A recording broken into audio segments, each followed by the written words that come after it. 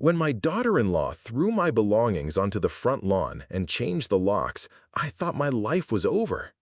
At 73 years old, standing barefoot on the sidewalk in my nightgown, I had nowhere to go and no one to call. But sometimes rock bottom becomes the foundation for the greatest comeback of your life.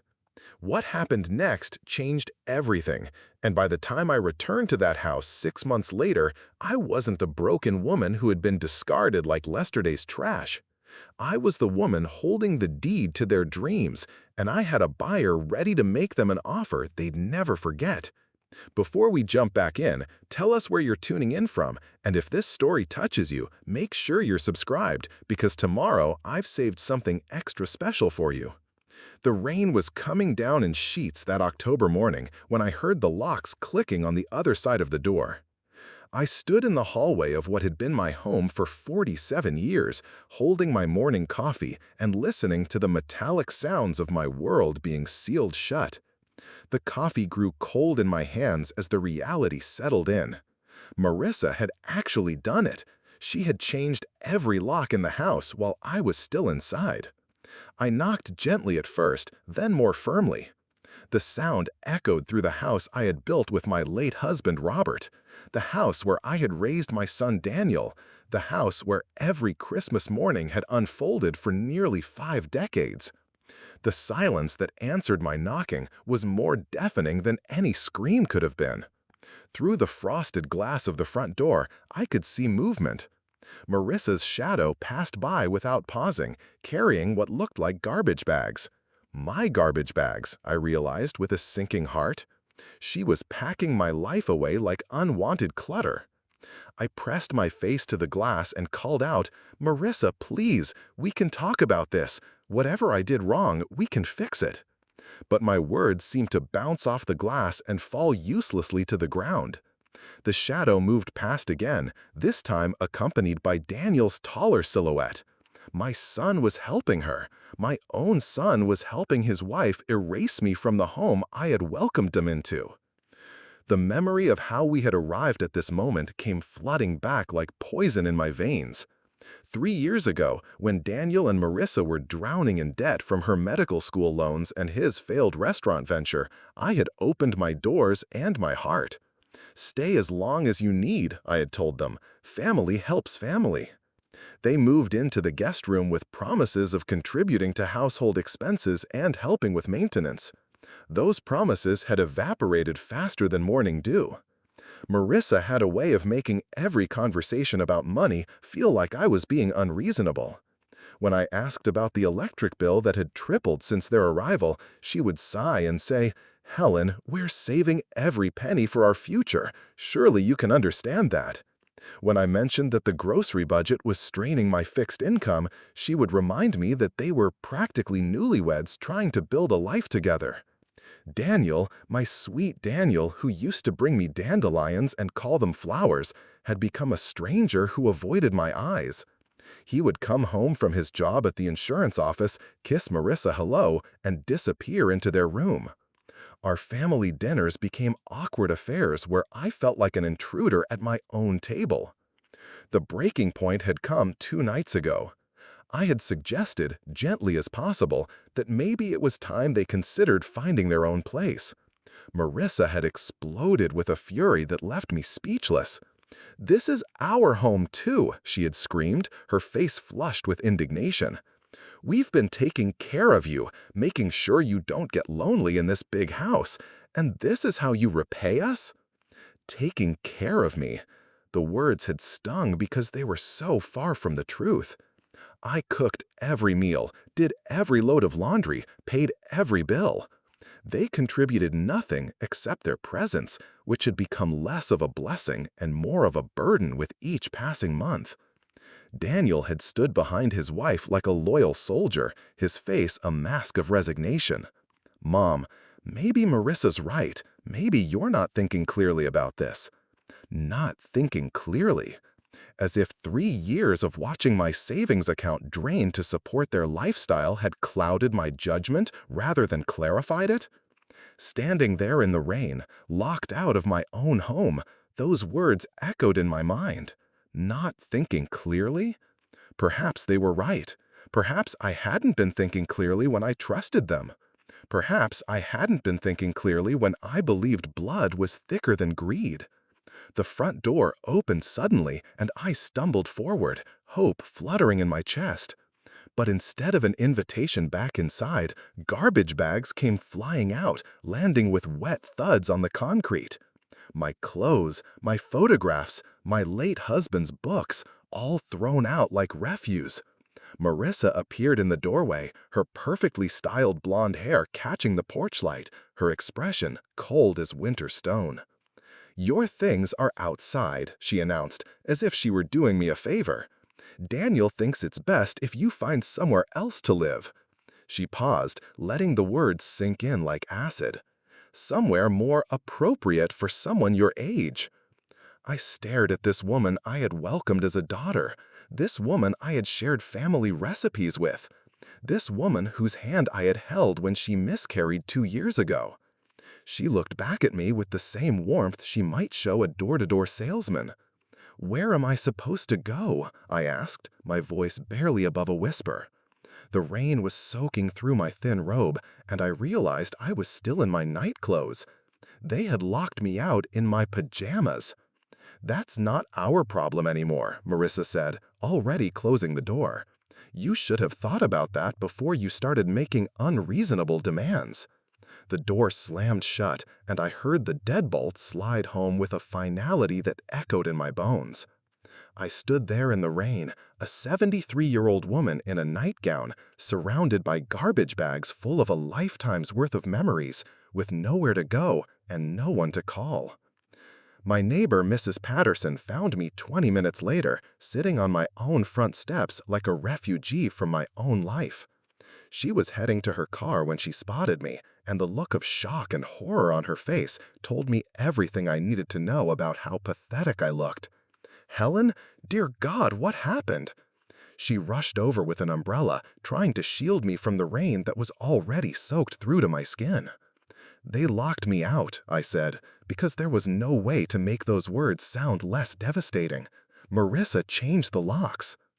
Mrs. Patterson looked at the bags scattered across my lawn, at the house where no lights were on, at me sitting there like a discarded piece of furniture. Her face went through several emotions before settling on fierce determination. "You're coming with me right now," she declared, taking my arm and helping me to my feet. "We'll figure this out, but first we need to get you dry and warm." I let her lead me across the yard to her small bungalow, leaving behind the bags and the house and the life I had built over 7 decades. As we reached her door, I turned back for one last look at my home. Through the living room window, I could see the glow of the television. They were already settled in for the evening, comfortable and warm in the house they had just stolen from me. Mrs. Patterson made tea and found me some dry clothes while I sat at her kitchen table and tried to make sense of what had just happened. The kindness of this woman, who had been nothing more than a friendly neighbor for 15 years, stood in stark contrast to the cruelty I had just experienced. "How long were they living with you?" she asked, gently, setting a steaming mug in front of me. 3 years, I replied, my voice sounding hollow even to my own ears. 3 years of me supporting them while they saved money. Except they never saved any money. They just got comfortable spending mine. She nodded knowingly. I wondered about that. Saw them coming and going at all hours. Never seemed to have jobs that lasted very long.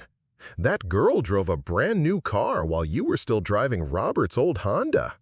I had noticed that too. Marissa's shiny red convertible in the driveway next to my husband's 15-year-old sedan that I maintained because I couldn't afford anything newer. She had laughed about it once, calling it vintage chic, as if my financial limitations were a fashion choice. "The house is in your name, isn't it?" Mrs. Patterson asked, and I nodded. "Then they can't just lock you out like this. It's your property."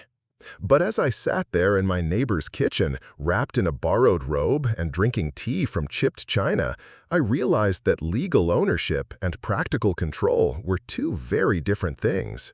Yes, the house was in my name, but I was an elderly woman with limited resources, and they were a young couple who had already proven they would stop at nothing to get what they wanted. "What am I going to do, Patricia?" I asked, using her first name for the first time in all our years as neighbors.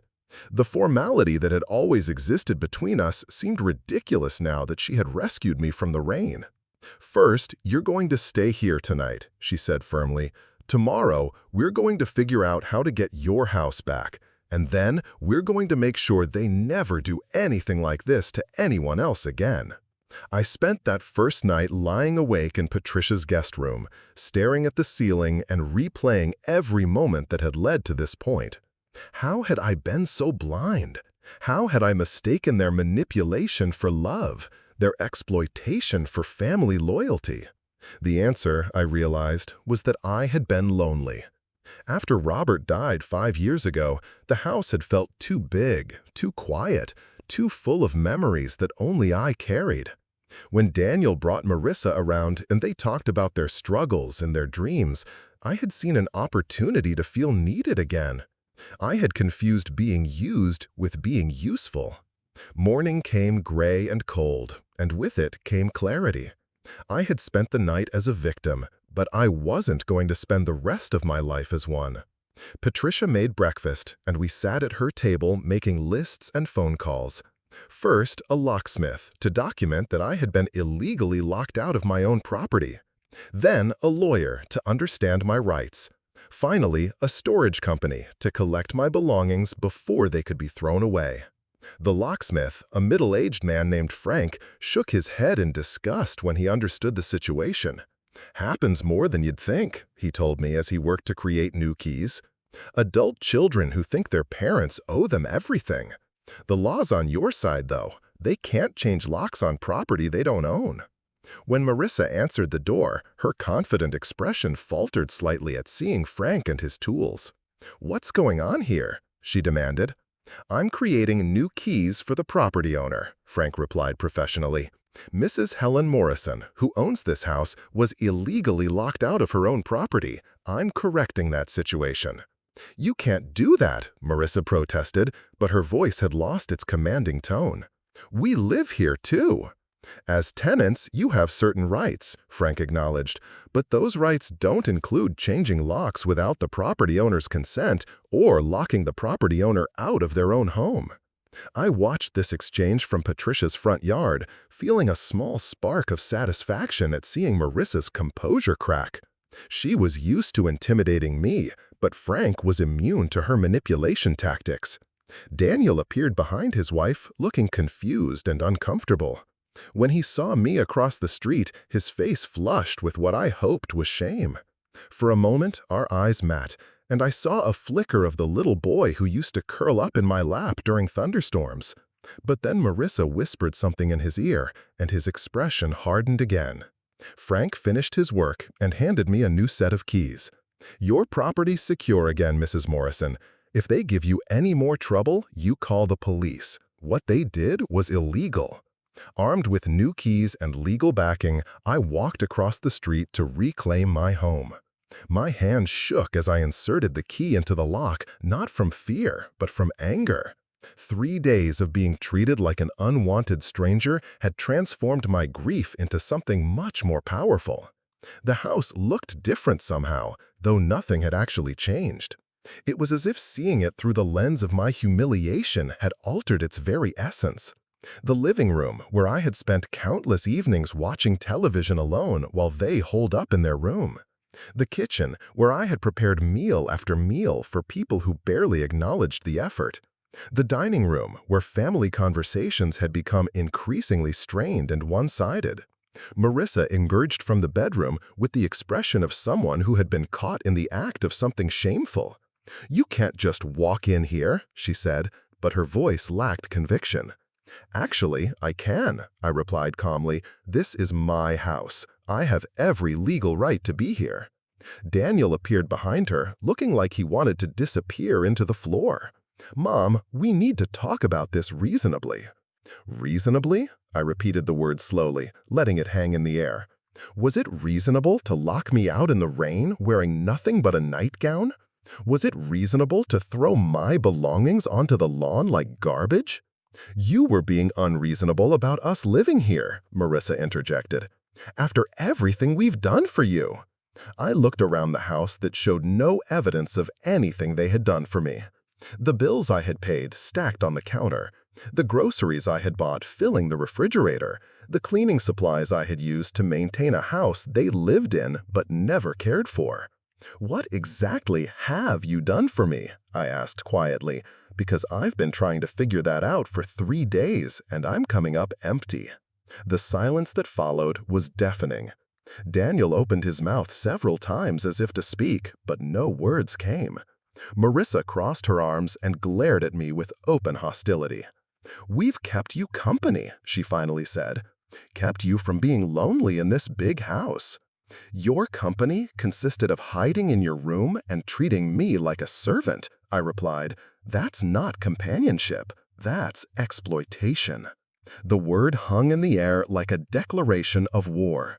Marissa's face flushed red, and I could see her struggling to maintain the victim narrative that had served her so well. "Fine," she said finally. "If that's how you see it, maybe we should just leave." For a moment, hope flickered in my chest, but then she continued. "But we'll need time to find a place. And money for deposits and moving expenses. Since you're kicking us out, the least you can do is help us get started." The audacity was breathtaking. Even in defeat, she was trying to extract more money from me. I looked at Daniel, hoping to see some recognition of how absurd this request was, but he was studying his shoes like they held the secrets of the universe. "No," I said simply. "No?" Marissa's voice rose to a pitch that could have shattered glass. "What do you mean, no?" "I mean no. I will not give you money to leave the house you illegally locked me out of. You have 1 week to find somewhere else to live, and you'll do it with your own resources." The fight that followed was epic in its ugliness.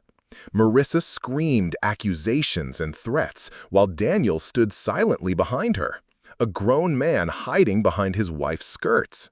She called me selfish, ungrateful, and vindictive. She accused me of trying to destroy their marriage and their future. She predicted that I would die alone and unloved, forgotten by the family I was choosing to abandon. Through it all, I remained calm. Her words couldn't hurt me anymore because I finally understood what she was. She wasn't my daughter-in-law, trying to build a relationship with her husband's mother.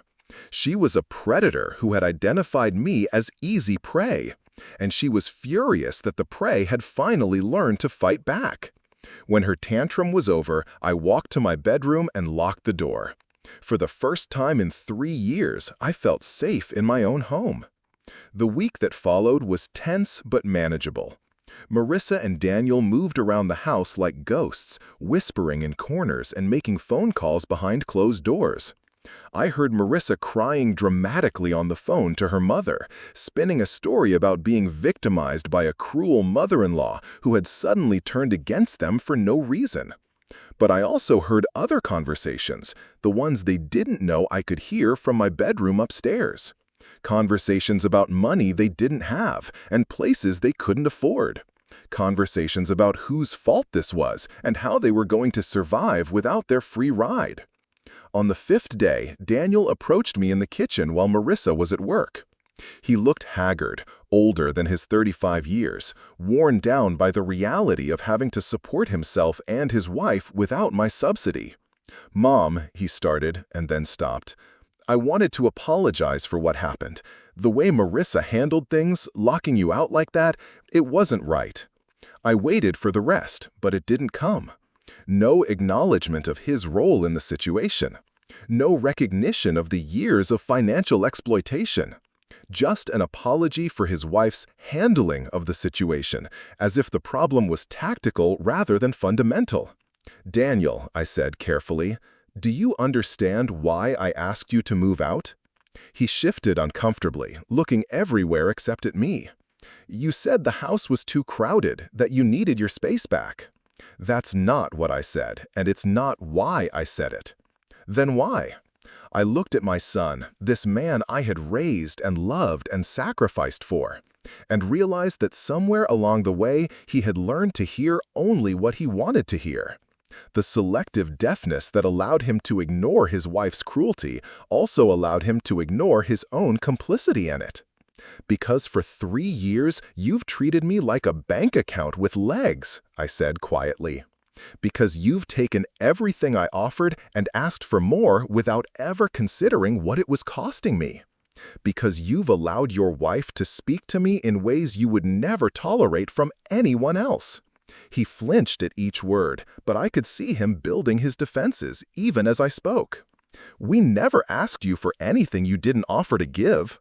No, I agreed, but you never offered to give anything back either. And when I finally said I needed you to contribute or leave, your wife's response was to throw me out of my own home. Marissa was just upset. She didn't mean— Don't, I interrupted. Don't make excuses for her. And don't insult my intelligence by pretending this was an accident. She changed those locks on purpose, Daniel. She threw my belongings on the lawn on purpose. She wanted to hurt and humiliate me, and she succeeded.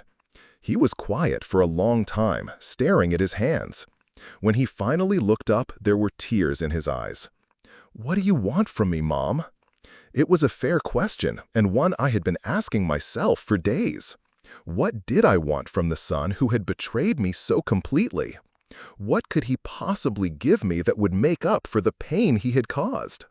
"I want you to grow up," I said finally. "I want you to take responsibility for your choices and their consequences.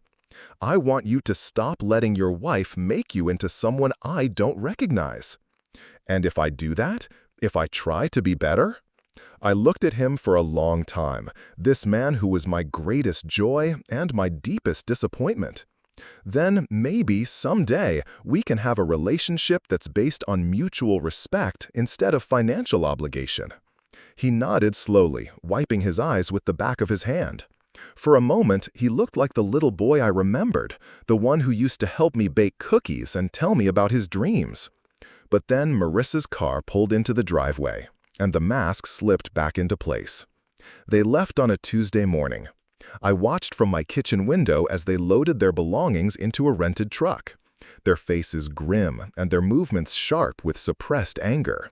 Marissa didn't look back at the house, but Daniel did. He stood by the truck for a full minute, staring at the front door as if he was memorizing it.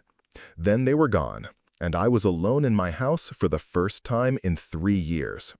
The silence was absolute, broken only by the ticking of the grandfather clock Robert had bought for our 25th anniversary. I walked through each room, touching familiar objects and marveling at how much space I had forgotten existed. The guest room they had occupied looked like a crime scene. Stains on the carpet, holes in the walls where they had hung pictures without asking, damage to the hardwood floors from furniture they had dragged around carelessly. It would cost thousands to repair the damage they had done to my home in their 3 years of helping me. But as I stood in that room, I didn't feel anger anymore. I felt relief. They were gone, and I was free to rebuild not just the physical damage, but the emotional damage they had inflicted. I was 73 years old, and I was starting over. The first few weeks alone were difficult. Not because I missed their company, but because I had forgotten how to live for myself. For 3 years, my days had been structured around their needs and schedules. I cooked what they liked, watched television shows they preferred, kept the house at temperatures they found comfortable. Now, suddenly, I could eat cereal for dinner if I wanted to. I could watch old movies without complaints about how boring they were. I could adjust the thermostat without someone immediately changing it back. The freedom was intoxicating and terrifying in equal measure. Patricia became my closest confidant during this period. She would come over for coffee in the mornings, and we would sit in my kitchen talking about everything and nothing. She had been divorced for 20 years and had learned to find joy in solitude. She taught me that being alone didn't have to mean being lonely. "You've been taking care of other people your whole life," she observed one morning as we watched birds at the feeder outside my window. "First your parents, then Robert, then Daniel and his wife. When do you get to take care of Helen?" It was a question I had never asked myself. I had defined myself through my relationships to others, my value through my usefulness to people who needed me. The idea of existing for my own sake was foreign and slightly frightening. But gradually, I began to discover who Helen Morrison was when she wasn't trying to be what everyone else needed her to be. I joined a book club at the library and discovered I had opinions about literature that had nothing to do with what anyone else thought. I took a watercolor painting class and found I had a decent eye for color and composition. I volunteered at the animal shelter and learned that I was good with nervous cats. 3 months after Daniel and Marissa left, I received a phone call that changed everything. The voice on the other end was professional and courteous, with just a hint of a southern accent. "Mrs. Morrison, this is Jessica Chen from Hartwell Development Group. I hope I'm not disturbing you." I assured her she wasn't, curious about why a development company would be calling me. "We're interested in your property on Maple Street," she continued. "We're developing the entire block for a new residential complex, and your house is the final piece we need to complete the project." I looked around my living room, at the familiar furniture and the family photographs, at the life I had rebuilt in the months since my family had abandoned me. "I'm not looking to sell," I said politely. "I understand," Jessica replied smoothly, "but I think you'll find our offer very attractive. We're prepared to pay significantly above market value because your property is so crucial to our development plans." "How significantly above market value?" I asked, my curiosity getting the better of me. The number she quoted made me sit down hard in my kitchen chair. It was more money than I had ever imagined having, enough to buy a comfortable house anywhere in the state and still have a substantial nest egg for retirement. "That's quite generous," I managed to say. "But this house has been my home for nearly 50 years. It has sentimental value that's hard to put a price on." "Of course," Jessica said understandingly. "Take all the time you need to think it over. But, Mrs. Morrison, I should mention that we have a tight development timeline. If you're interested, we'd need to close within 60 days. After I hung up, I walked through my house with new eyes. The damage from Daniel and Marissa's occupation was more apparent now that I wasn't looking at it every day. The repairs I needed to make would cost a fortune on my limited budget. The maintenance that a house this age required was becoming increasingly difficult for me to manage. But more than the practical considerations, I found myself thinking about the memories these walls held. Robert's laughter echoing from the basement workshop, Daniel's birthday parties in the backyard, Christmas mornings around the tree in the living room. Except that when I really examined those memories, many of them were tinged with sadness now. Robert's workshop had been converted to storage years ago. Daniel's last several birthday celebrations had been strained affairs where I felt like an unwelcome guest. Our last Christmas together had ended with an argument about money. Maybe it was time to let someone else make new memories here. I called Jessica back the next morning and agreed to hear more details about their offer. The development company had been quietly buying properties on my street for 2 years, planning to create an upscale residential community with modern townhouses and shared green spaces. My house, sitting right in the middle of their proposed development, was the last holdout. "We've actually restructured our entire project around the assumption that you wouldn't sell," Jessica admitted during our meeting at a downtown coffee shop. "But our investors are pushing for completion, and frankly, the project makes much more financial sense if we can include your lot." "How significantly above market value?" I asked, my curiosity getting the better of me. The number she quoted made me sit down hard in my kitchen chair. It was more money than I had ever imagined having, enough to buy a comfortable house anywhere in the state and still have a substantial nest egg for retirement. "That's quite generous," I managed to say. "But this house has been my home for nearly 50 years. It has sentimental value that's hard to put a price on." "Of course," Jessica said understandingly. "Take all the time you need to think it over. But, Mrs. Morrison, I should mention that we have a tight development timeline. If you're interested, we'd need to close within 60 days." After I hung up, I walked through my house with new eyes. The damage from Daniel and Marissa's occupation was more apparent now that I wasn't looking at it every day. The repairs I needed to make would cost a fortune on my limited budget. The maintenance that a house this age required was becoming increasingly difficult for me to manage. But more than the practical considerations, I found myself thinking about the memories these walls held. Robert's laughter echoing from the basement workshop, Daniel's birthday parties in the backyard, Christmas mornings around the tree in the living room. Except that when I really examined those memories, many of them were tinged with sadness now. Robert's workshop had been converted to storage years ago. Daniel's last several birthday celebrations had been strained affairs where I felt like an unwelcome guest. Our last Christmas together had ended with an argument about money. Maybe it was time to let someone else make new memories here. I called Jessica back the next morning and agreed to hear more details about their offer. The development company had been quietly buying properties on my street for 2 years, planning to create an upscale residential community with modern townhouses and shared green spaces. My house, sitting right in the middle of their proposed development, was the last holdout. "We've actually restructured our entire project around the assumption that you wouldn't sell," Jessica admitted during our meeting at a downtown coffee shop. "But our investors are pushing for completion, and frankly, the project makes much more financial sense if we can include your lot." The contract they presented was straightforward and generous. They would pay cash, handle all closing costs, and give me 90 days to relocate after closing. In return, I would sign over the deed to a house that had become more burden than blessing. I took the contract home and spent 3 days reading every word, imagining different scenarios, weighing the pros and cons. Patricia thought I was crazy for even considering it, but she hadn't lived through the betrayal I had experienced. She hadn't learned the hard lesson that holding on to things out of sentiment could trap you in situations that no longer served you. On the 4th day, I signed the contract.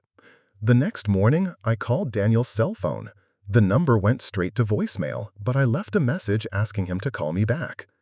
It took him 2 days to respond, and when he did, his voice was guarded and cautious. "Mom, is everything okay?" "I'm fine," I assured him. "I wanted to let you know that I'm selling the house." The silence that followed was so long I wondered if the call had dropped. Finally, he spoke, his voice higher than normal. "Selling the house? Why?" "Because it's time," I said simply. "I've accepted an offer from a development company. We'll close in 60 days." "But Mom, that's our family home. That's where I grew up. You can't just sell it." The possessive language struck me immediately. Our family home. Not my house, not the property I owned and paid for and maintained, but our home. As if his 3 years of exploitation had given him ownership rights. "Actually, Daniel, I can sell it. It's my house, and I've decided it's time to move on."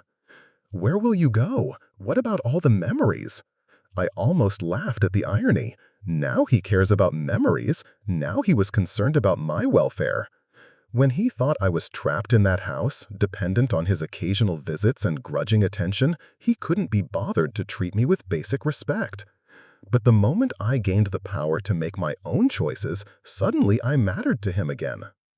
"I'll figure out where to go," I said calmly. "As for the memories, I'm taking the good ones with me and leaving the bad ones behind." "Mom, please, don't do this. We can work something out. Marissa and I have been talking about moving back in, helping you with the house. We realize we made some mistakes before." There it was, the real reason for his concern. They wanted back into their free ride, and selling the house would eliminate that possibility forever. "What kind of mistakes?" I asked, curious to hear how he would frame their behavior. "Communication mistakes." Preparing and narrating this story took us a lot of time, so if you are enjoying it, subscribe to our channel. It means a lot to us. Now, back to the story. We should have been clearer about our expectations and boundaries. Marissa thinks maybe we were too independent, didn't include you enough in our decisions. Too independent. That was how he characterized 3 years of financial dependence and emotional exploitation. They weren't too independent, they were parasites. But I could see he was incapable of recognizing that distinction. "The decision is final, Daniel," I said gently but firmly. "I'll let you know where I end up once I get settled." "Mom, wait! Can we at least talk about this in person? I could drive over this weekend." "You're welcome to visit if you want to," I replied, "but I won't change my mind about the sale." He promised to come by Saturday, and I spent the rest of the week preparing for what I knew would be a difficult conversation. I also spent time researching retirement communities, looking at condominiums, and exploring my options for the next phase of my life. Saturday arrived gray and drizzly, matching my mood as I watched Daniel's familiar sedan pull into the driveway. He came alone, which surprised me. I had expected Marissa to join him, ready to deploy her full arsenal of manipulation tactics. "Where's your wife?" I asked as I let him into the house. "She thought it would be better if we'd talked alone first," he replied, looking around the living room as if seeing it for the first time. "Mom, you can't really be serious about selling this place. This is where Dad proposed to you. This is where you brought me home from the hospital." I had forgotten I had told him those stories. The proposal had actually happened at the park down the street, and we had brought him home to a small apartment across town. We hadn't bought this house until he was 3 years old, but I didn't correct him. Let him have his romanticized version of history if it comforted him. "Daniel, why didn't you visit me for 2 years before you needed a place to live?" I asked instead. The question caught him off guard. "What do you mean? I visited you." "Twice. You visited me twice in the 2 years after your father died.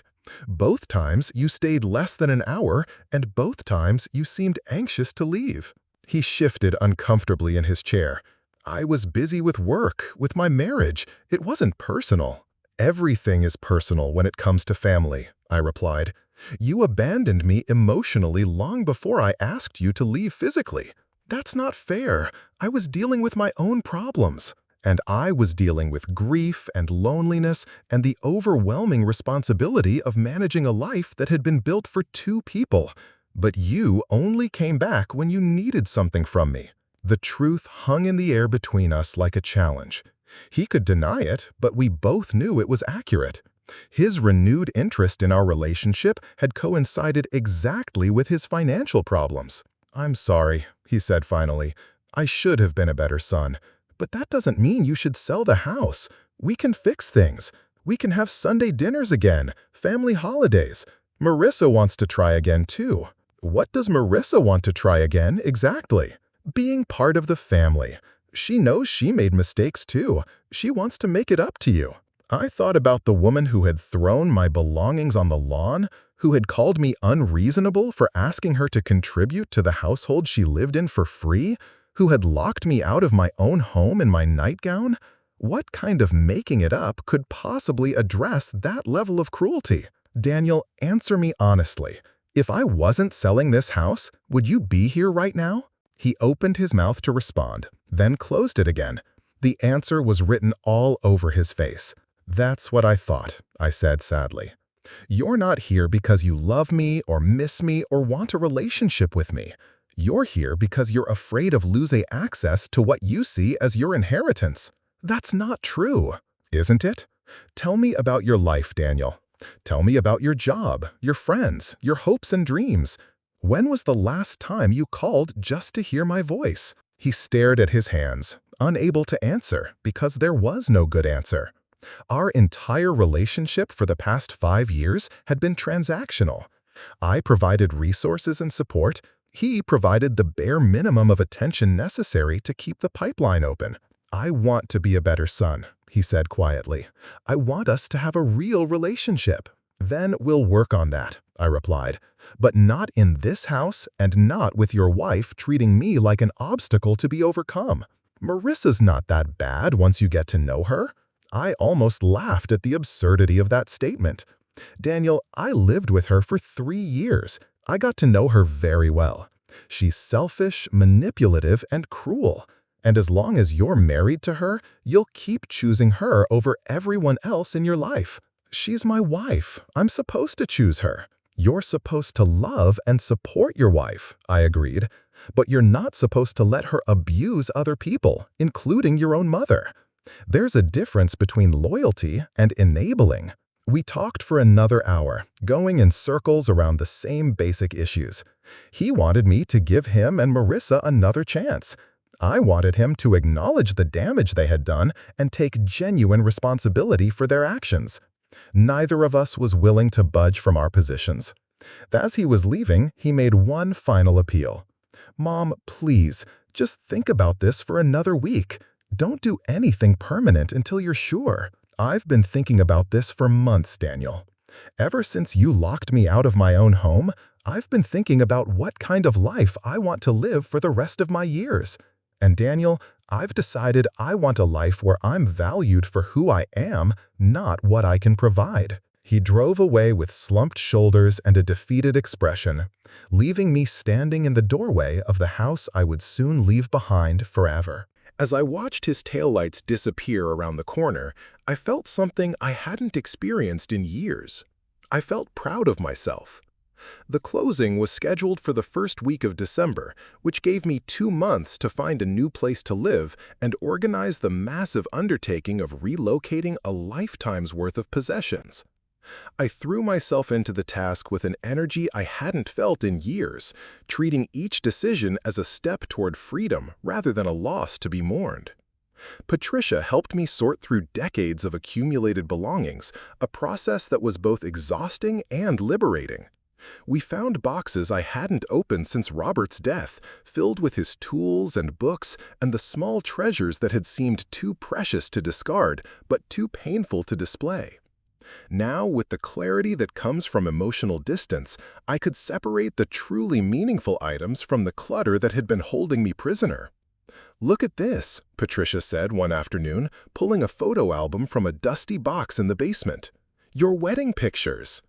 I took the album from her hands and opened it carefully. The pages were yellowed with age, but the images were still clear. Robert in his rented tuxedo, looking nervous and proud. Me in my mother's wedding dress, beaming with the confidence of a young woman who believed love could conquer anything. Daniel as a toddler, chasing bubbles in the backyard while Robert watched with delighted laughter. These were the memories worth keeping. Not the tension-filled dinners of recent years, not the arguments about money and boundaries, but the genuine moments of joy that had filled this house in better times. I set the album aside to take with me, along with a few other photo collections that captured the best parts of my life here. The rest, the furniture that no longer fit my vision of my future, the kitchen appliances I had accumulated but rarely used, the decorative items that had become background noise in my daily life, all of it went to charity or into the estate sale Patricia helped me organize.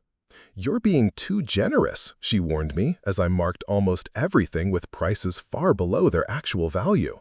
"People are going to think these things aren't worth much." "Maybe they're not worth much," I replied, "at least not to me anymore. I want them to go to families who will actually use them, not collectors who will store them in climate-controlled warehouses."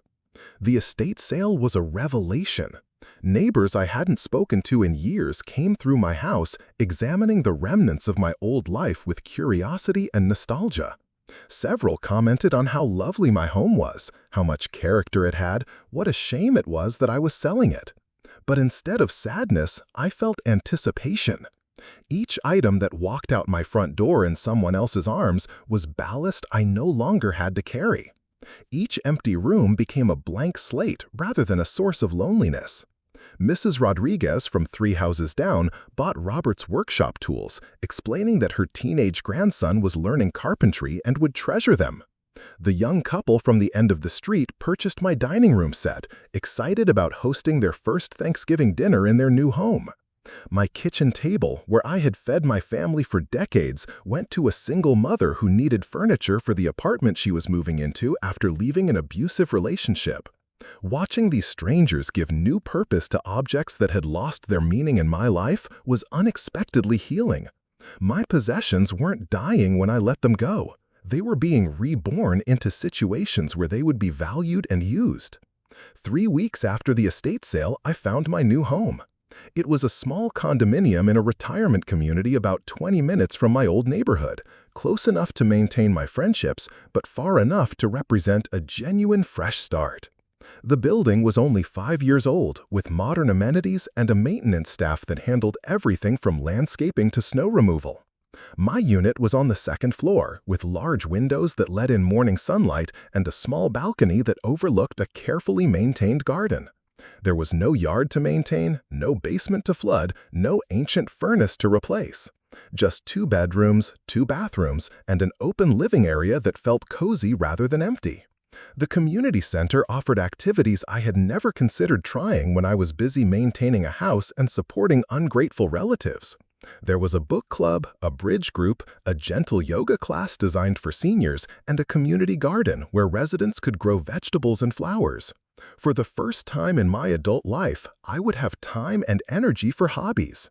I put down a deposit and signed a lease that would begin January 1st, giving me a month after closing on the old house to complete my transition. The timing felt symbolic, starting my new life at the beginning of a new year. Daniel called me twice more before the closing, each conversation following the same pattern. He would start by asking how I was doing, then gradually work his way around to suggesting that selling the house was a mistake. When I refused to be swayed, he would become frustrated and accuse me of being stubborn or making decisions based on hurt feelings rather than logic. "You're going to regret this," he said during our final conversation. "That house has been in our family for 50 years. You're destroying our legacy." "Daniel," I replied patiently, "that house has been in my name for 50 years. It was never a family legacy. It was my home. And I'm not destroying anything. I'm choosing to live differently. What about when I have children? Where will they come for holidays? Where will they learn about their family history?" The question revealed so much about his fundamental misunderstanding of our situation. He was planning to have children someday, children who would somehow be entitled to claim my home as their ancestral gathering place, despite the fact that he had shown no interest in gathering there when it was just the 2 of us. "If you," I said carefully, "you'll create your own traditions in your home. That's what adults do. But it won't be the same." "No, it won't be the same. It will be yours." After I hung up, I sat in my kitchen and looked around at the bare walls and empty counters.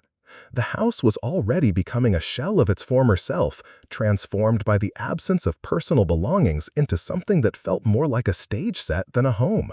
But I didn't feel sad. I felt ready. The closing took place on a Tuesday morning in December, in the conference room of a downtown law office. I sat at one end of a long mahogany table, with representatives from Hartwell Development Group occupied the other end, with lawyers and real estate agents filling the seats between us. Jessica Chen was there, of course, looking polished and professional in a navy blue suit. She smiled warmly as she introduced me to her colleagues, treating me with the kind of respect I had forgotten I deserved. These people saw me as a businesswoman making a strategic decision, not as a confused old lady who needed to be managed. "Mrs. Morrison," Jessica said as we reviewed the final paperwork, "I want you to know how much we appreciate your flexibility throughout this process. I know this decision wasn't easy for you." "Actually," I replied, signing my name with a steady hand, "it was easier than I expected. Sometimes the hardest part of moving forward is deciding that you're ready." The check they handed me was more money than I had ever possessed at one time. It represented not just the sale of my house, but the purchase of my independence. With this money, I could live comfortably for the rest of my life without depending on anyone else for financial support. I could travel, pursue hobbies, be generous with causes I cared about, and never again have to endure someone's cruelty because I needed their help. I deposited the check at my bank that afternoon, then drove past my old house one final time. The new owners had wasted no time beginning their transformation of the property. A dumpster sat in the driveway, already half full of debris from the interior demolition that would prepare the space for whatever they planned to build. Looking at that dumpster, I should have felt grief for the destruction of my life's work. Instead, I felt satisfaction. Everything worth saving had already been saved. Everything left behind deserved to be discarded. I moved into my new condominium on New Year's Day, a date I had chosen deliberately for its symbolic significance. Patricia helped me unpack boxes in the bright modern space, exclaiming over how perfect everything looked in its new setting. "It's like these things were meant to be here," she observed, arranging my favorite books on the built-in shelves. "Everything fits so much better." She was right. The furniture I had kept looked less worn and outdated in the contemporary space. The artwork I had selected seemed more vibrant against the fresh white walls.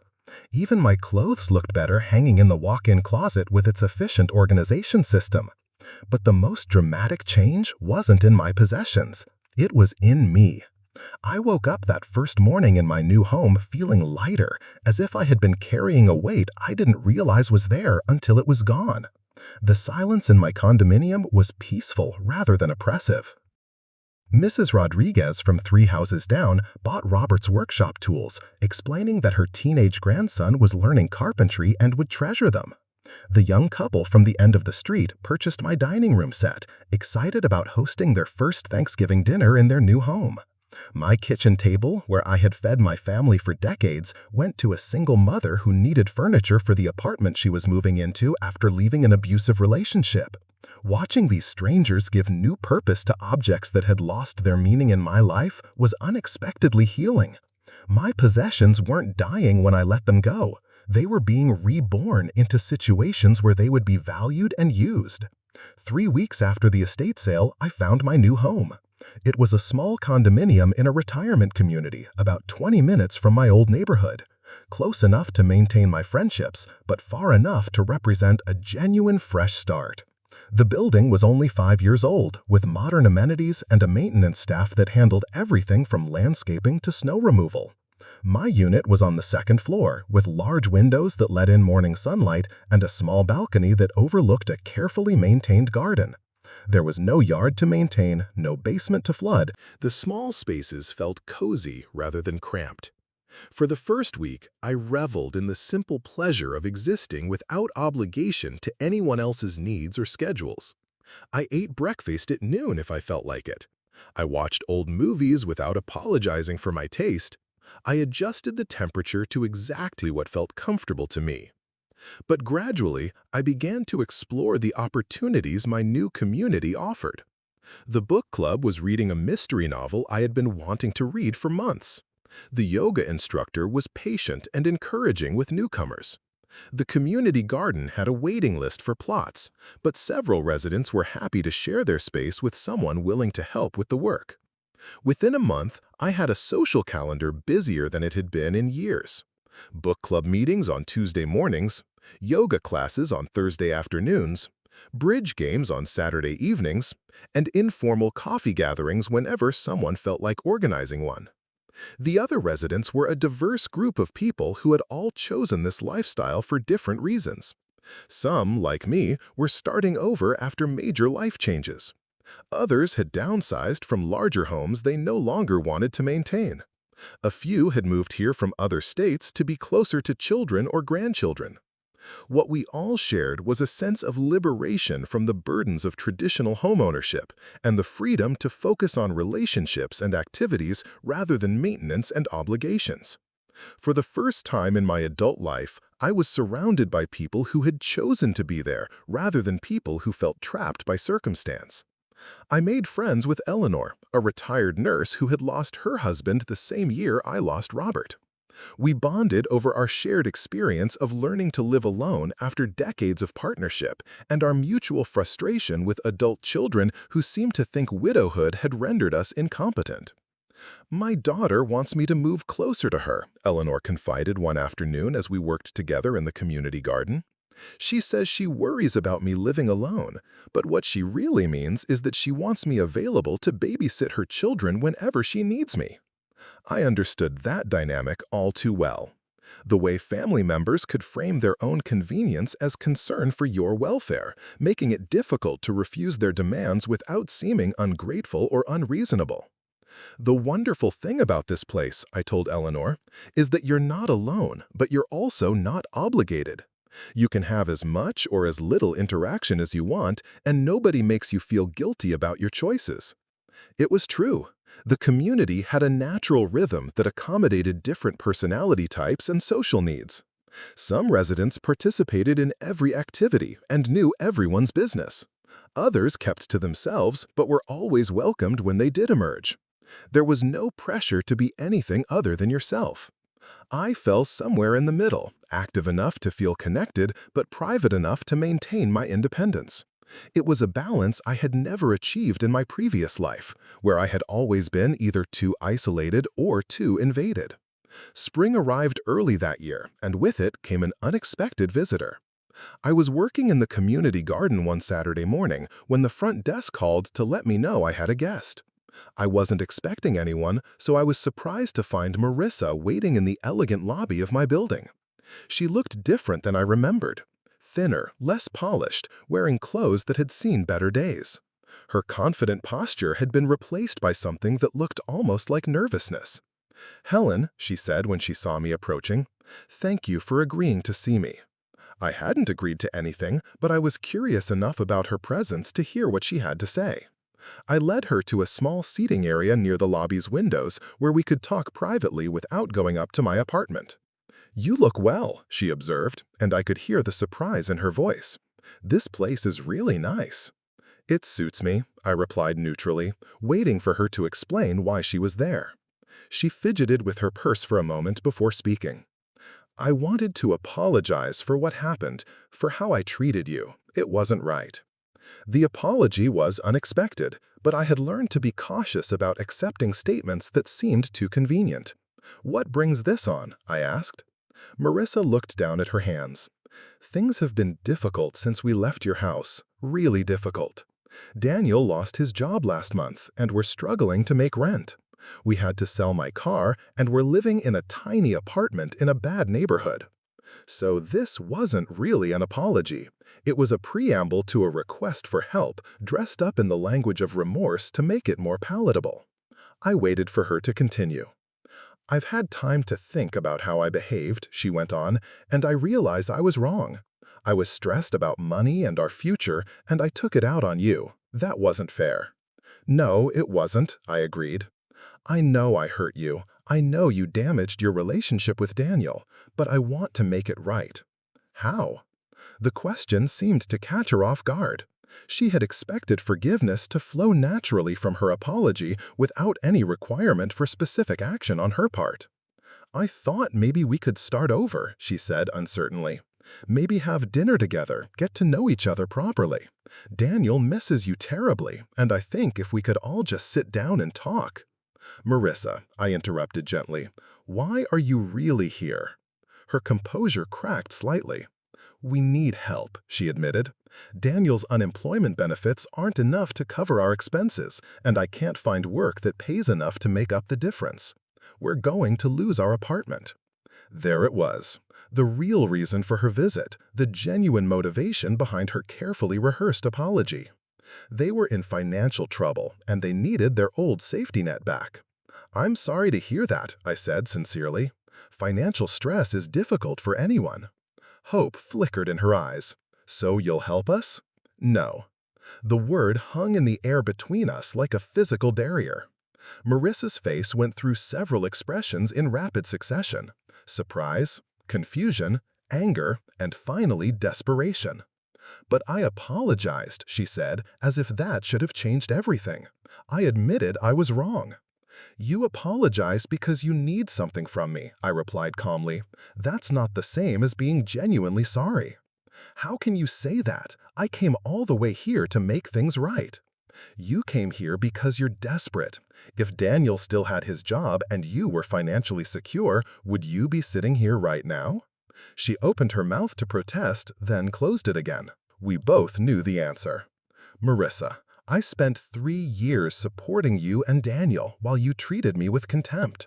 When I asked for basic respect and contribution, you threw me out of my own home." Now that you need help again, you expect me to forget all of that because you said you're sorry? People make mistakes, she said defensively. That's what family does. They forgive each other.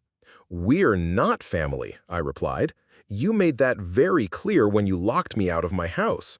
Family doesn't humiliate each other for sport. Family doesn't take advantage of each other's generosity until there's nothing left to take. Tears began to form in her eyes, but I suspected they were tears of frustration rather than genuine remorse. She had come here expecting to manipulate me with a combination of false contrition and implied guilt, and it wasn't working. "What do you want me to do?" she asked. "Beg? Get down on my knees and plead for forgiveness?" "I don't want you to do anything," I said honestly.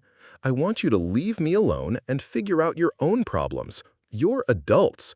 Adult problems require adult solutions, not rescue missions from people you've mistreated." She stood up abruptly, her mask of humility finally slipping completely. "You're going to regret this," she said, her voice shaking with anger. "When Daniel and I are homeless, when we lose everything, it will be your fault. You could help us, but you're choosing not to." "No," I corrected her. "When you're homeless, it will be because you spent 3 years freeloading instead of building a stable life for yourselves. It will be because you chose to alienate the one person who was helping you instead of treating her with gratitude and respect. Your problems are not my responsibility, Marissa. They never were." She stormed out of the lobby without another word, leaving me sitting alone among the elegant furniture and fresh flowers that decorated my building's common space. Other residents nodded politely as they passed, going about their Saturday morning activities with the calm purposefulness that characterized life in our community. I should have felt guilty about refusing to help my son and his wife during their time of need. Instead, I felt relief. The old Helen would have written them a check despite their behavior, would have enabled their irresponsibility out of misguided maternal instinct. The new Helen recognized that helping people who had no interest in helping themselves wasn't kindness, it was codependency. That evening, I called Patricia to tell her about Marissa's visit. She listened without interruption, making sympathetic noises at the appropriate moments. "Do you think you did the right thing?" she asked when I finished the story. "I think I did the only thing," I replied. "If I had given them money, what would that have taught them? That they can treat people terribly and still expect to be rescued when they face consequences. What about Daniel? He's still your son." It was a fair question, one I had been asking myself since Marissa left. My anger at her was straightforward and uncomplicated. But my feelings about Daniel were more complex, tangled up in decades of love and disappointment and hope for redemption that never seemed to materialize. "Daniel is an adult who made adult choices," I said finally. "He chose his wife over his mother. He chose comfort over character. He chose to participate in my humiliation rather than defend me. Those were his decisions, and now he has to live with the consequences." "But he's still your child." "He's still my child," I agreed, "but he's not a child anymore, and I can't keep treating him like one just because he refuses to grow up." Patricia was quiet for a moment. "I think you're braver than I would be in your situation." "I don't feel brave. I feel tired. Tired of being taken for granted. Tired of being expected to solve other people's problems. Tired of setting myself on fire to keep other people warm." "Maybe that's what bravery looks like at our age," she suggested. "The courage to stop doing things that hurt us, even when other people call us selfish for it." 2 weeks after Marissa's visit, I received a phone call that changed everything. The voice on the other end was unfamiliar but professional. "Ms. Morrison, this is Detective Sarah Williams with the Dallas Police Department. I'm calling about your son, Daniel Thompson." My heart stopped. Images flashed through my mind. Car accidents, hospital rooms, the kind of call every parent dreads receiving. "Is he hurt?" I managed to ask. "No, ma'am, he's not injured, but he's been arrested on charges of embezzlement. He was stealing money from his former employer's client accounts." The words hit me like a physical blow. Daniel, my Daniel, was a criminal. Not just unemployed, not just financially struggling, but actively stealing from people who trusted him. "How much money?" I asked, though I wasn't sure I wanted to know the answer. "Approximately $40,000 over the past 6 months. He was apparently using the money to pay personal expenses while hiding the theft through falsified records. $40,000, a sum that represented years of someone else's savings, years of work and sacrifice and trust. Money that Daniel had stolen to maintain a lifestyle he couldn't afford with legitimate means. "What happens now?" I asked. "He's been charged with felony theft. If convicted, he could face up to 10 years in prison. His bail hearing is scheduled for Monday morning." After the detective hung up, I sat in my living room staring at the phone in my hands. This was why Marissa had come to see me. Not because she was genuinely sorry, but because they knew Daniel's crimes were about to be discovered. They had needed money to either pay back what he had stolen or to fund their escape from the consequences. My phone rang almost immediately. This time it was Marissa, her voice high with panic. "Helen, you have to help us. Daniel's been arrested. They're saying he stole money, but it's not true. It's a misunderstanding. We need bail money." "How much did he steal, Marissa?" The question was met with silence. "The detective said $40,000 over 6 months. Is that accurate?" "It wasn't stealing," Marissa said desperately. "He was going to pay it back. He just borrowed it temporarily to help us get by. Borrowed it from client accounts without permission. That's called embezzlement. You don't understand. We were desperate. We didn't have any other options. You had options. You chose not to take them. You could have found jobs that actually paid your bills. You could have moved to a cheaper apartment. You could have asked for help before Daniel decided to become a thief. We did ask for help. We came to you, and you turned us away." The accusation hung between us like a toxic cloud. She was trying to make me complicit in Daniel's crimes, suggesting that if I had given the money when they asked, he wouldn't have resorted to stealing. "Marissa, I am not responsible for your husband's decision to commit felony theft. That is entirely on him. But you could have prevented it. You have more money than you could spend in a lifetime, and you refused to help your own son." "I refused to enable your irresponsible lifestyle," I corrected. "There's a difference. Will you at least pay his bail? He can't stay in jail. He'll lose his mind in there." I thought about my son, the little boy who used to climb into my lap when he was scared, sitting in a jail cell waiting for someone to rescue him from the consequences of his own actions. The maternal instinct to protect him was still there, buried beneath layers of disappointment and hurt. But stronger than that instinct was the knowledge that bailing him out would solve nothing. He would go home to Marissa, they would blame everyone but themselves for their situation, and they would continue making the same destructive choices that had brought them to this point. "No," I said quietly. "No?" Marissa's voice reached a pitch that could have shattered glass. "You're going to let your own son rot in jail? I'm going to let my son experience the natural consequences of his choices. Maybe spending some time in jail will give him the motivation he needs to finally grow up." The conversation deteriorated from there into screaming and threats and accusations that would have devastated the old Helen. But the new Helen listened with detached interest, noting how quickly Marissa's mask of victimhood dropped when she didn't get what she wanted. When she finally hung up, I sat in the peaceful quiet of my condominium and tried to process what I was feeling. Sadness, certainly. Disappointment that went so deep it felt like grief. But also, surprisingly, relief. For years, I had worried about Daniel's future, his inability to support himself, his poor choices in career and relationships. I had lain awake nights wondering what would happen to him when I was no longer around to bail him out of whatever crisis he had created for himself. Now I knew. He would go to prison. He would finally face consequences that couldn't be negotiated away or blamed on someone else. Maybe, for the first time in his adult life, he would be forced to take real responsibility for his actions. It wasn't the future I had wanted for him, but it was the future he had chosen for himself through his own decisions, and I was no longer going to exhaust myself trying to save him from it. 3 months later, Daniel was sentenced to 5 years in prison after pleading guilty to multiple counts of embezzlement. I didn't attend the sentencing hearing, but I read about it in the local newspaper's crime section.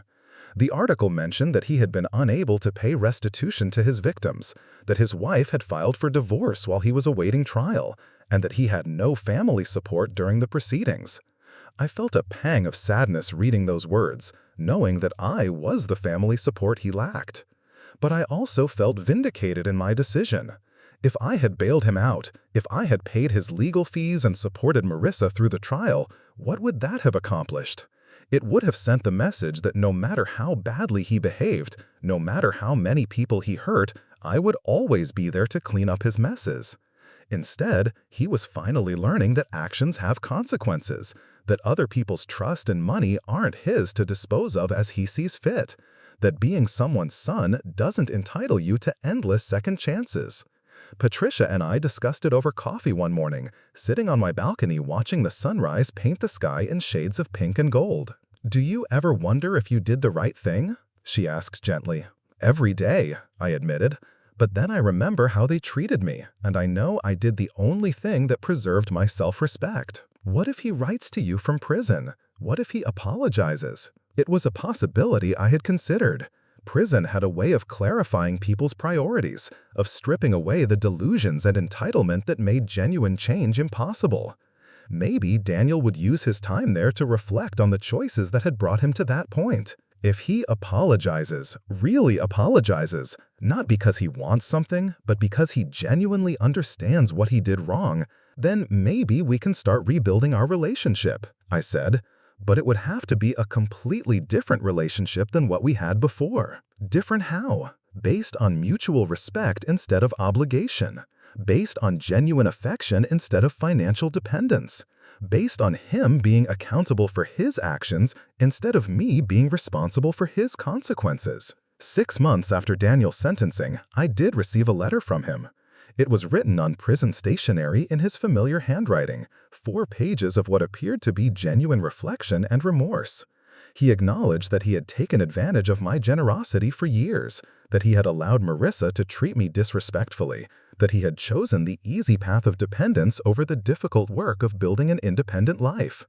He apologized for the pain he had caused me, for the betrayal of my trust, for failing to be the son I deserved. But most importantly, he didn't ask for anything. No requests for money, no pleas for visits, no expectations that I would immediately forgive him and resume our relationship as if nothing had happened. Just an acknowledgement of his failures and a promise to do better when he was released. I read the letter 3 times before deciding how to respond. Finally, I wrote back a brief note letting him know that I had received his letter, that I appreciated his honesty, and that I hoped he would use his remaining time in prison to continue growing and reflecting. I didn't promise to visit him.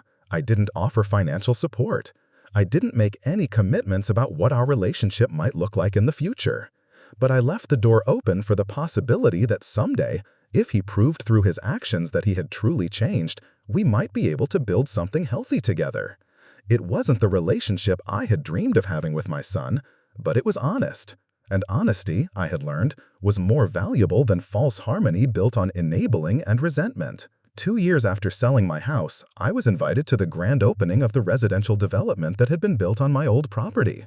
Hartwell Development Group had created a beautiful community of townhouses and condominiums with shared green space and modern amenities that attracted young families and urban professionals.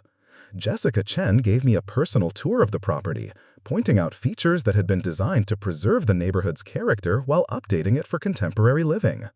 Where my house had once stood, there was now a small park with a playground and walking paths. "We wanted to honor the history of this lot," Jessica explained as we sat on a bench in the park. "The previous owner, we were told, had created a real sense of home here. We hoped to capture some of that feeling in our design." I smiled at the description, thinking about the irony that my old house was being remembered as a place of happiness and family harmony.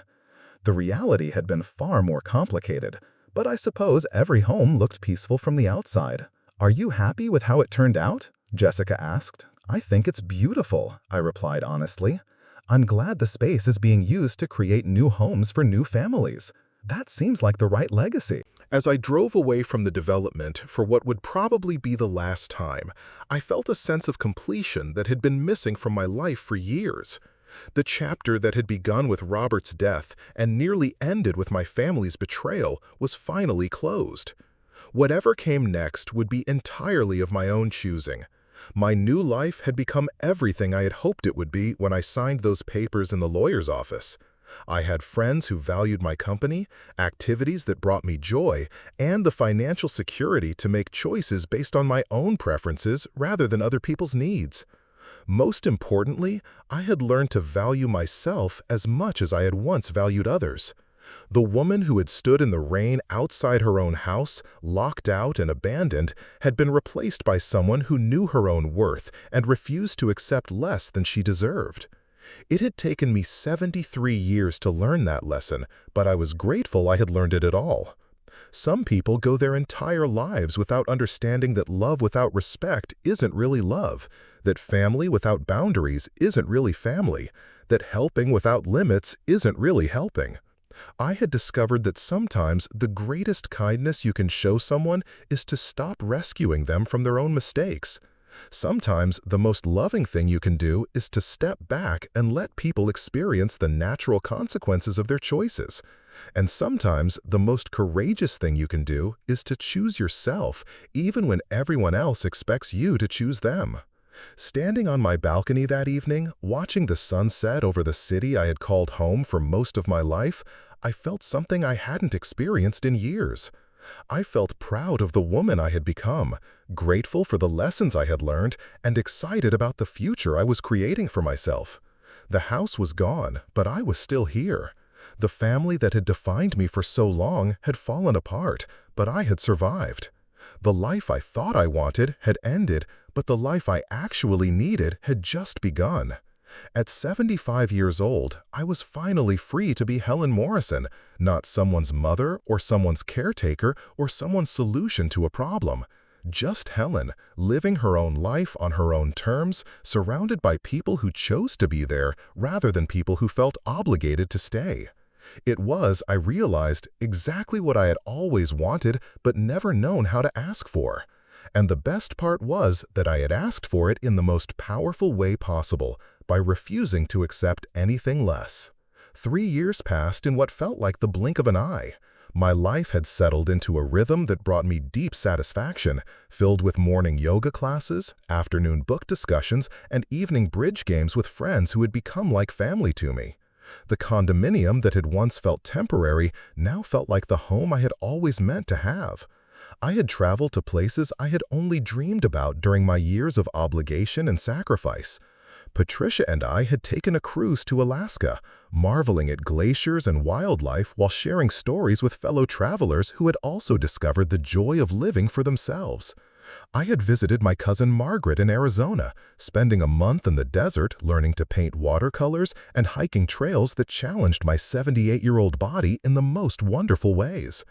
Eleanor and I had become inseparable, our shared experience of rebuilding life after loss creating a bond that felt deeper than many family relationships I had known.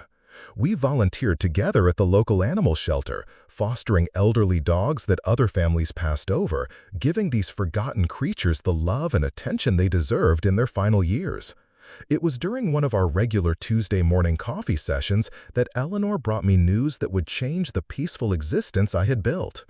"Helen," she said carefully, setting down her mug with unusual deliberation, "I saw something in the newspaper yesterday that I think you should know about."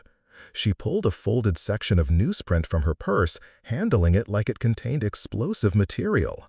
The headline read, "Local man dies in prison medical emergency," and beneath it was a photograph I recognized despite the passage of time and the harsh prison lighting. Daniel, my son, dead at 43 years old. I read the brief article with hands that remained remarkably steady. He had suffered a heart attack in his cell at 3 in the morning, had been rushed to the prison hospital, but couldn't be saved. The article mentioned that he was serving a 5-year sentence for embezzlement and had no surviving family members who had claimed his body. No surviving family members. The words hit me harder than the news of his death itself. In the eyes of the world, Daniel Thompson had died alone and unmourned, abandoned by everyone who should have loved him. And technically, they were right. I hadn't spoken to him in over a year, hadn't visited him once during his incarceration, hadn't even responded to his last 2 letters. "Helen?" Eleanor's voice seemed to come from very far away. "Are you all right?" I looked up from the newspaper to find her watching me with the kind of concern usually reserved for medical emergencies. "I'm fine," I said automatically, then paused to consider whether that was actually true. Actually, I'm not sure what I am. The expected emotions weren't there. I wasn't overwhelmed by grief or consumed by regret. I wasn't questioning my decision to maintain distance from Daniel during his imprisonment. What I felt was something more complex and harder to name. "The funeral is tomorrow," Eleanor said gently, "at Miller's funeral home on Oak Street. I thought you might want to know in case you wanted to attend." I folded the newspaper carefully and slipped it into my own purse. "Thank you for telling me. I need some time to think about this." That evening, I sat on my balcony watching the sunset and trying to understand my own emotional response to my son's death. I had spent 3 years building a life that didn't include him, 3 years learning to value myself in ways that his presence had made impossible. His death didn't change any of the reasons I had distanced myself from him, but it did represent the final closing of a door I hadn't realized I was still hoping might someday open again. I thought about the last letter I had received from him 6 months ago, which I had read but hadn't answered. It had been different from his earlier correspondence, less focused on his own regrets and more concerned with understanding the impact his actions had had on others. He wrote about the victims of his embezzlement, elderly people whose retirement savings he had stolen, and how the weight of that knowledge was changing him in ways that prison itself couldn't. He had also written about Marissa, who had not only divorced him, but had also given interviews to local media painting herself as another one of his victims, a naive young woman led astray by an older man's criminal tendencies. The irony wasn't lost on me that she was now using the same victim narrative she had once accused me of employing. But what had struck me most about that last letter was his acceptance of responsibility for the situation he found himself in. No blame for me for refusing to bail him out, no excuses about desperate circumstances forcing his hand, no requests for money, visits, or forgiveness. Just a quiet acknowledgement that he had made choices that hurt people and that the consequences he was facing were appropriate. I had put that letter in my desk drawer, intending to respond when I found the right words. Now I would never have that conversation with him. The next morning, I dressed in a simple black dress and drove to Miller's funeral home. I wasn't sure what I would find there, or even why I felt compelled to attend the service for a son I had essentially disowned. But something about the newspaper's description of him having no surviving family members felt like an injustice that needed correcting. The funeral home's parking lot was nearly empty, containing only a handful of cars that likely belonged to staff members. Inside, a somber-faced director guided me to a small chapel where fewer than a dozen people sat scattered among rows designed to hold 50. I recognized no one. These were strangers who had known Daniel in ways I never had, fellow inmates or prison staff or volunteers from whatever programs he had participated in during his incarceration. They were the people who had seen him during what were apparently his final attempts to become a better person. The service was brief and impersonal, conducted by a chaplain who clearly hadn't known Daniel well, but spoke generally about redemption and second chances and the hope that death brings peace to troubled souls. There were no eulogies from family members, no sharing of cherished memories, no celebration of a life well lived. As the small group prepared to leave for the burial, a woman approached me with tentative steps. She was perhaps 60 years old, with graying hair and kind eyes behind wire-rimmed glasses. "Excuse me," she said softly, "are you Helen Morrison?" I nodded, curious about how this stranger knew my name. "I'm Sarah Martinez. I was Daniel's counselor at the prison." She paused, studying my face. "He talked about you often, especially in our last few sessions." "What did he say?" Sarah glanced around the nearly empty chapel before answering. "He said he understood why you had cut contact with him. He said he had spent most of his life taking advantage of your love, and that you deserved better than that." The words hit me with unexpected force. This was the conversation I had wanted to have with Daniel, the acknowledgement I had waited decades to hear, and I was receiving it secondhand, after it no longer mattered. "He was working on a letter to you," Sarah continued, "something longer than his usual correspondence, trying to explain not just what he had done wrong, but what he had learned about himself and about responsibility. He'd been working on it for months. What happened to it?" "I have it," she said, reaching into her purse. "He asked me to give it to you if anything happened to him. He said he knew you might not want to hear from him, but he hoped you would read it anyway." She handed me a thick envelope with my name written across it in Daniel's careful handwriting. It felt substantial, weighty with the words he had never had a chance to speak aloud. "He had a heart condition," Sarah explained, "probably genetic, made worse by the stress of his situation. He knew he might not live to see his release, but he seemed at peace with that possibility." I tucked the envelope into my purse, not ready to read its contents in the artificial solemnity of the funeral home. "Thank you for giving this to me, and thank you for helping him during his time in prison." "He was a good client," Sarah replied, "genuinely committed to understanding and changing his patterns. I think you would have been proud of the person he was becoming." After the burial, I drove home in silence, the envelope burning like a coal in my purse. Part of me wanted to throw it away, unread, to maintain the emotional distance I had worked so hard to establish. But a larger part of me needed to know what Daniel had wanted to tell me, needed to understand who he had become in those final months of his life. I waited until evening, after a quiet dinner and a cup of chamomile tea, before opening the envelope. The letter inside was 12 pages long, written on both sides of prison stationery in the careful script Daniel had learned as a child under my patient tutelage. It began with an apology that was different from all his previous attempts at reconciliation. This wasn't an apology designed to manipulate me into resuming contact or providing support. It was an apology that expected nothing in return, offered purely for my benefit rather than his own.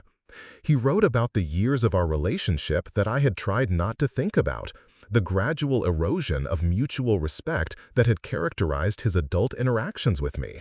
He acknowledged specific incidents that I had assumed he had forgotten or dismissed, moments when he had chosen Marissa's convenience over my feelings, when he had allowed her to speak to me in ways he would never have tolerated from anyone else. He wrote about his embezzlement not as a desperate act forced by circumstances, but as the logical conclusion of a lifetime of taking shortcuts and assuming that other people would clean up his messes. He understood now that stealing from his clients' accounts was just an extension of the way he had been stealing from me for years, taking my time and energy and money without offering anything meaningful in return. But what affected me most deeply were his reflections on the kind of mother I had been, and his recognition of how thoroughly he had wasted the love and opportunities I had given him. He wrote about memories I had forgotten, small kindnesses I had shown him throughout his childhood and adolescence, sacrifices I had made for his benefit that he had never acknowledged at the time. He remembered the year I had worked double shifts to pay for his baseball equipment, how I had attended every game despite being exhausted from work. He remembered the college fund I had started when he was born, how I had contributed to it faithfully for 18 years even when money was tight. He remembered the way I had supported his dreams of opening a restaurant, had helped him write his business plan and co-signed loans that nearly bankrupted me when the venture failed. He wrote about realizing that I had spent decades putting his needs and happiness ahead of my own, and how he had repaid that devotion with indifference and entitlement. He understood now that asking me to leave my own home hadn't been the beginning of his betrayal of our relationship. It had been the inevitable conclusion of years of smaller betrayals that I had been too loving to recognize or too forgiving to address. The letter's final pages were devoted to his hopes for my future. He wrote about wanting me to find happiness and peace in whatever years remained to him, to surround myself with people who valued and respected him the way he never had. He said he was glad I had refused to visit him in prison because it meant I had learned to prioritize my own well-being over his needs for the first time in his life. He ended with a simple statement that brought tears to my eyes for the first time since learning of his death. "You were the best mother I could have asked for. I just wasn't the son you deserved to have." I sat in my living room holding that letter and crying not just for Daniel's death, but for the relationship we had never quite managed to build despite 43 years of trying. He had finally understood what I had needed from him, had finally learned to see me as a person rather than just a source of unconditional support. But that understanding had come too late to bridge the distance between us. The next few days passed in a strange emotional fog. I went through my usual routines of exercise classes and social activities, but part of my mind remained focused on Daniel's letter and what his death meant for my own story. I found myself thinking about the concept of forgiveness, about whether it was possible to forgive someone posthumously, about whether forgiveness was something I needed to do for his sake or for my own. Eleanor was patient with my distraction, understanding that grief doesn't always follow expected patterns or timelines. She had lost her own son in a car accident 20 years earlier and knew that complicated relationships create complicated mourning processes.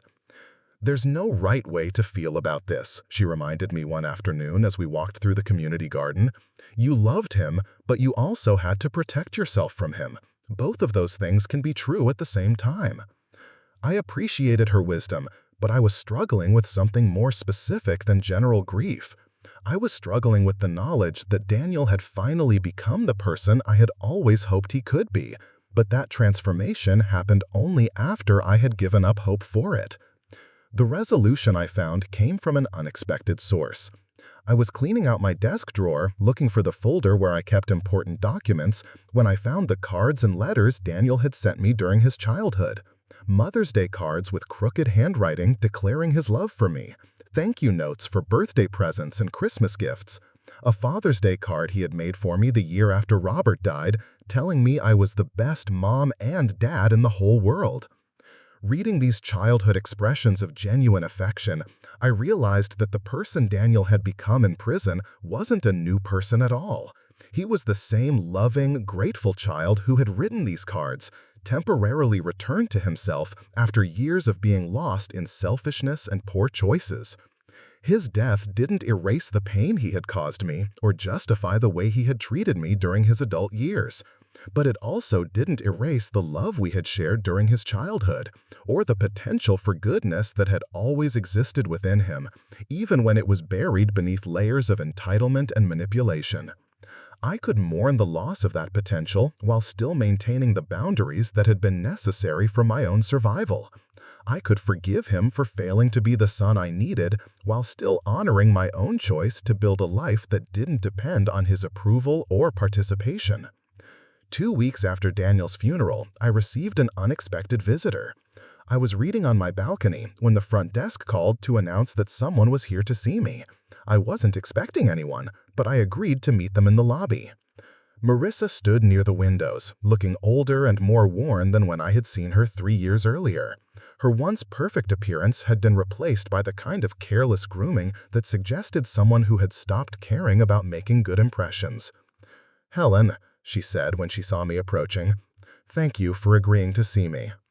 I gestured toward the seating area where we had conducted our previous conversation, wondering what crisis had brought her back into my life this time.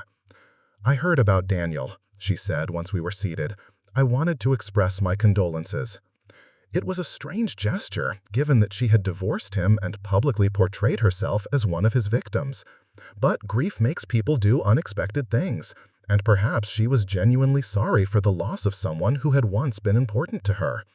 "Thank you," I replied neutrally. "I also wanted to apologize," she continued, "for the way I treated you. All of it.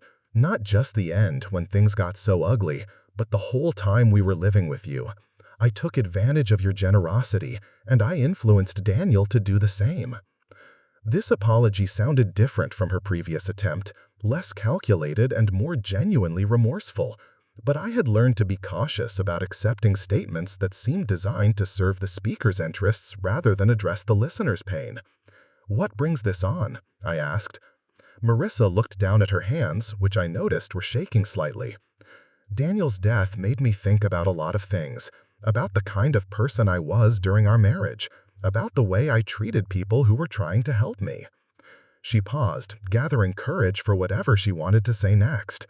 I've been in therapy since our divorce, trying to understand why I behave the way I do.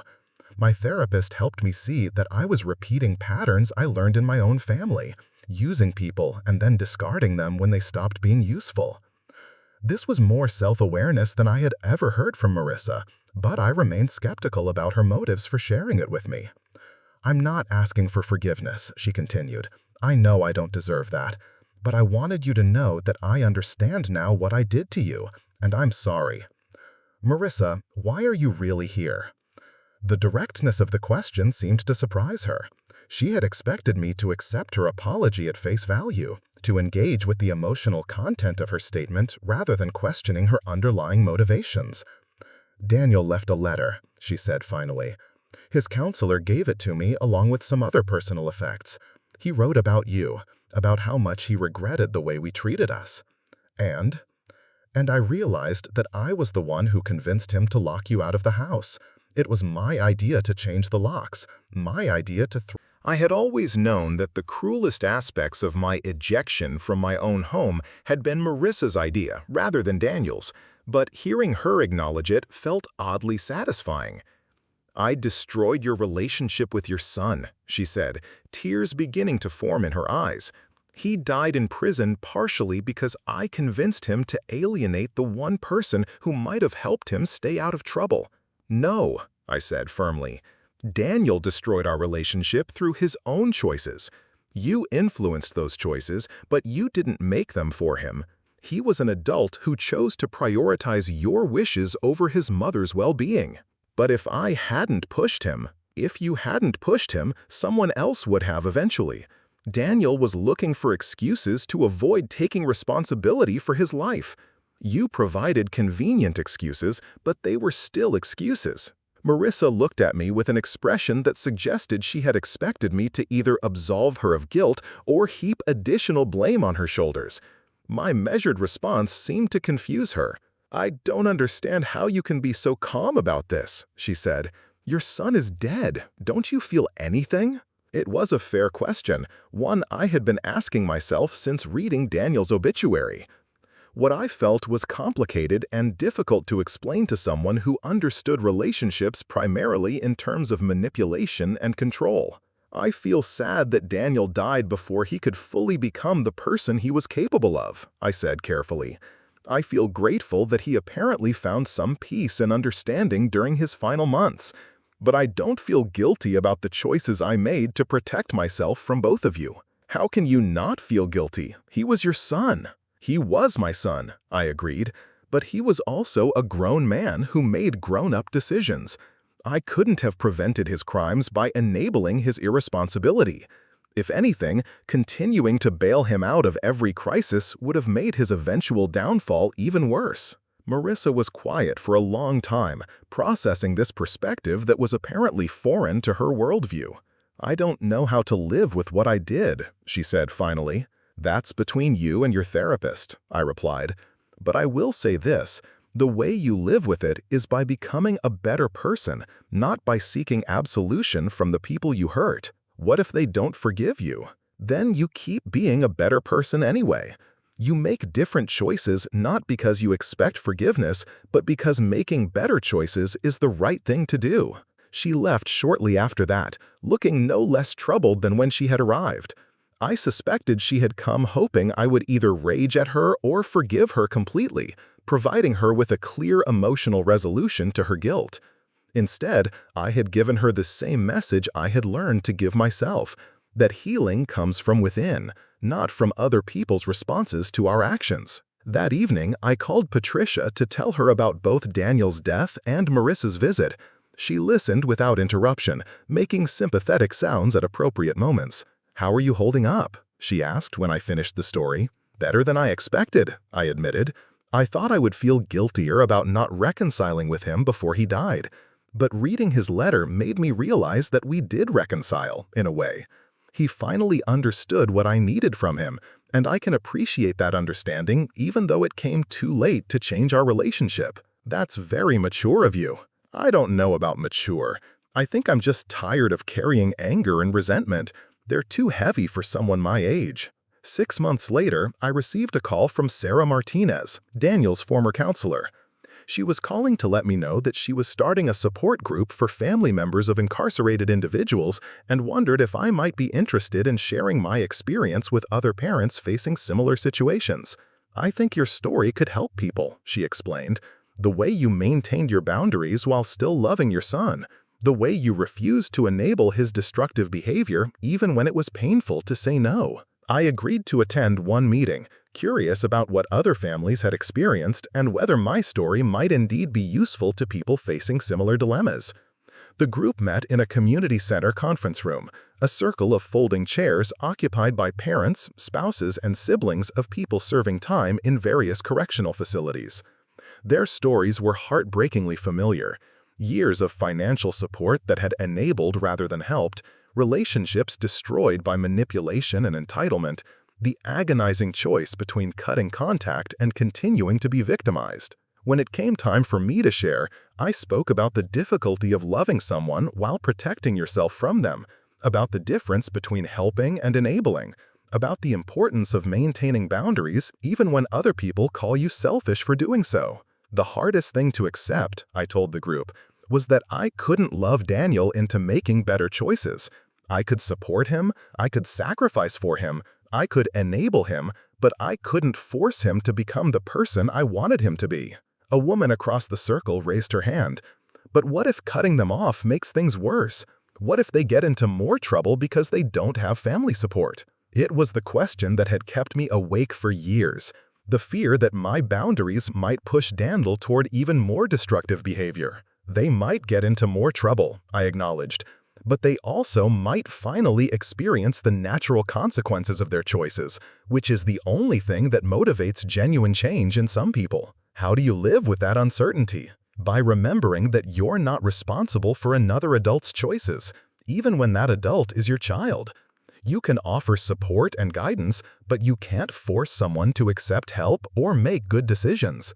The discussion that followed was intense and emotional, with group members sharing their own struggles with guilt, responsibility, and the challenge of loving someone whose behavior had become destructive to everyone around them. I continued attending the support group for several months, finding that sharing my experience with others helped me process my own complicated feelings about Daniel's life and death. I learned that my story wasn't unique, that many parents faced the same impossible choices between enabling and abandoning, between love and self-preservation.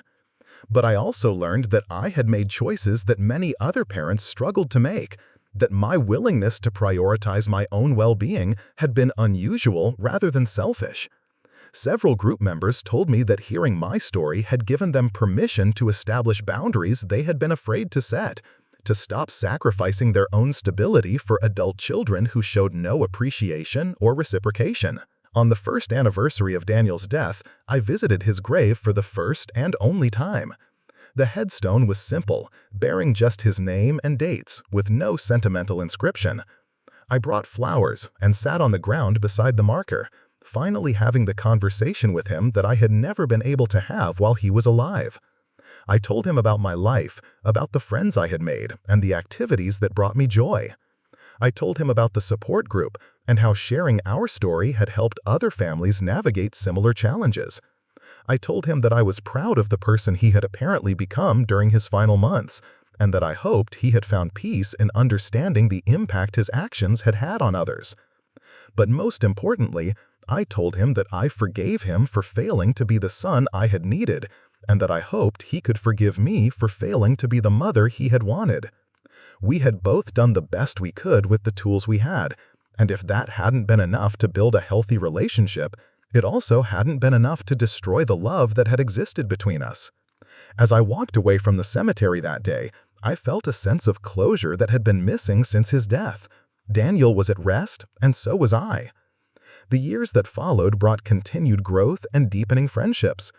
I published a small memoir about my experience, working with a local writer to tell the story of leaving my old life behind and building something new from the ashes of disappointment.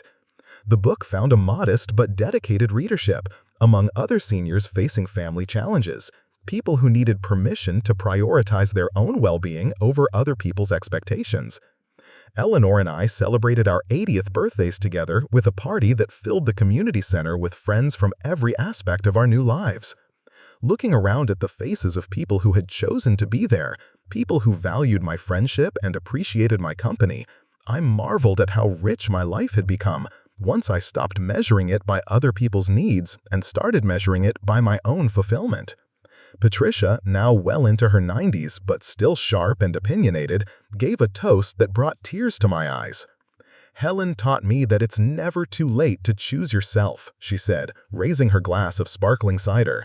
"She showed me that love without respect isn't really love, and that family without boundaries isn't really family." As I looked around the room at these people who had become my chosen family, I realized that the story that had begun with betrayal and abandonment had ended with love and acceptance. Not the kind of love that demanded sacrifice and enabled destructive behavior, but the kind of love that celebrated growth and respected boundaries. I had learned that home isn't a place you inherit or fight to keep, but a feeling you create by surrounding yourself with people who value you for who you are rather than what you can provide. I had learned that family isn't determined by blood or obligation, but by mutual respect and genuine affection. Most importantly, I had learned that it's never too late to start over, to refuse to accept less than you deserve, to choose yourself even when everyone else expects you to choose them. Standing in that room surrounded by genuine love and laughter, I knew that the woman who had once stood in the rain outside her own home, abandoned and humiliated, had found something better than what she had lost. She had found herself. Up next, you've got 2 more standout stories right on your screen. If this one hit the mark, you won't want to pass these up. Just click and check them out.